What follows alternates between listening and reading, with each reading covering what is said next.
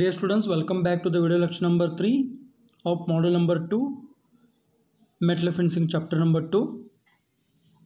Let us discuss now the principal components of electroplating processes are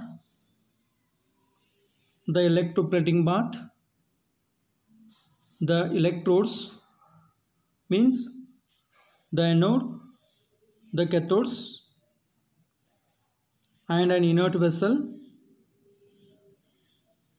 As you know that at anode side oxidation reaction occurs where metal undergoes oxidation leading to form Mn plus by the loss of electron, whereas at cathode side reduction reaction occurs where Mn plus takes n number of electrons gives the metal. So here let us discuss about the individual components and their role in the electroplating process. The plating bath contains the solution of an electrolyte. It is normally a mixture of metal ion solution, and also it includes some complexing agents. Various organic additives are added to improve the nature of deposit. So usually electrolytic bath, it contains the soluble salt of solution of any metal ion which is being to be plated, and also it contains some desirable additives. Now second important component is the anode. As you know that the anode means the metal which is to be plated on the other metal is considered as the anode, or anode is used in the form of rod or in the form of plate or a pellet, where the anode is enclosed inside the bag to retain its impurities. The anode may be taken as in the form of rod form, or it may be in the form of pellet form of the metal being to be plated, and sometimes it may be an inert electrode. It should have the good electrical conductivity. Now third component is the cathode. Cathode means what? The substrate to be plated is made as cathode and it is suspended in bath solution. These electrodes are placed in electrolytic bath. This is what about the cathode electrode. Then you need third component is inert vessel. It contains all above mentioned materials. It may be made up of vessel of rubber lined steel or plastic or concrete, or it may be made up of wood. Then you need DC power supply. The positive terminal of the power supply is connected to the anode electrode and the negative terminal of the supply is connected to the cathode electrode. So this is what about the discussion on important components which are required before to proceed for the electroplating process. So before to going for any electroplating process, the article must be cleaned. The article must be cleaned to remove the impurities. Otherwise, the coating becomes improper. Hence, any electroplating process is to be performed, some important steps are to be used to make the article used for the electroplating process. So there are different methods are there, like solvent cleaning, alkali cleaning, mechanical cleaning, pickling, etc. Now solvent cleaning is used. It involves any cleaning of metal by using the organic solvents like carbon tetrachloride, toluene, etc. These solvents are using to remove the organic matters like oil, grease, etc. Then one more, you have alkali cleaning. The solvent cleaning removes oil and grease. So these alkalis are used like soaps, detergents, sodium carbonate, sodium hydroxide, sodium phosphate, etc. are used as the alkali cleaning. Then one more important technique is pickling. Pickling is the method of removing the scale or the rust by cleaning the metal with dilute acids. Pickling of steel can be done by dipping the article in dilute hydrochloric acid or dilute sulfuric acid to remove the rust or scale from the metal surface. So this is what about the electroplating process. Prior to go for the electroplating process, the surface must be made for the preparation. Now let us discuss about, for your syllabus you have electroplating of chromium. So electroplating of chromium, how we can do? Before that, electroplating of chromium, the surface of the object is subjected to be plating is made descaling by washing with acid first, then rinse with water. Then second is degreasing, means washing with organic solvent like carbon tetrachloride, toluene, etc. or by using the alkali like sodium hydroxide, sodium carbonate,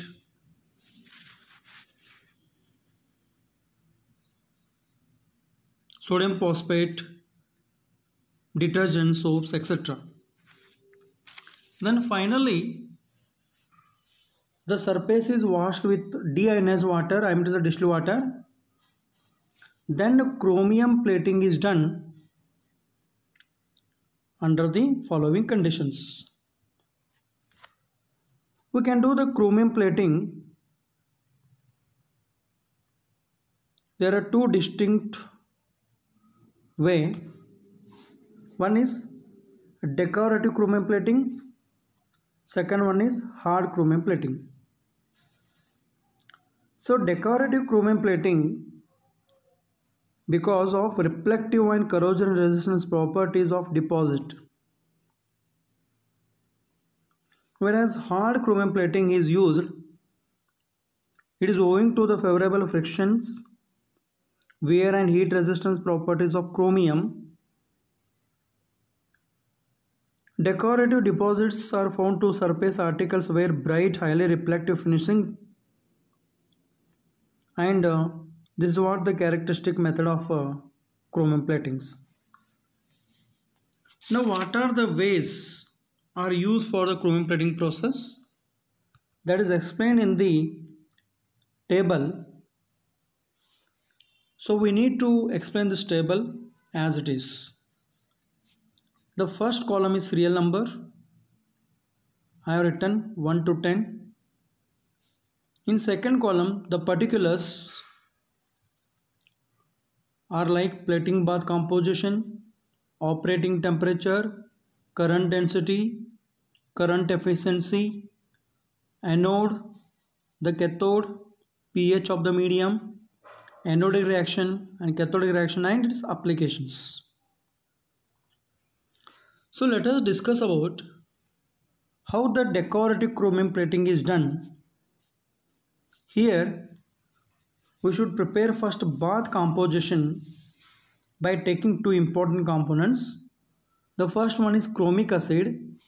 Its formula is CrO3 plus sulfuric acid with the ratio of 100:1. It means 100 times of chromic acid is compound taken and 1 time sulfuric acid is taken in terms of quantity. Then what is the operating temperature of the bath? That is 45 to 55 degrees Celsius. Then what is the current density is applied? That is current per unit area of the substrate. How much is to be supplied between the electrode system? 100 to 200 milliampere per centimeter square. Then current efficiency is 8 to 12% of deposition. Then what are the anodes used? Insoluble anodes like lead and antimony or lead and tin, alloy coated with lead oxides can be used as the anode. Then what is the pH of the medium? pH of the medium is what? You have to maintain 2 to 4 by adding the sulfuric acid. Then what takes at the anodic reaction? From acid, water undergoes oxidation, leaves hydrogen ions, oxygen by the loss of 2 electrons. Likewise, what happens to the cathodic reaction? Chromium ions from the chromic sulfate takes 3 number of electrons, leads to form the chromium plating. Then what are its applications? Where the decorative chromium plating is used? Decorative chromium plating is used in corrosion restraint coating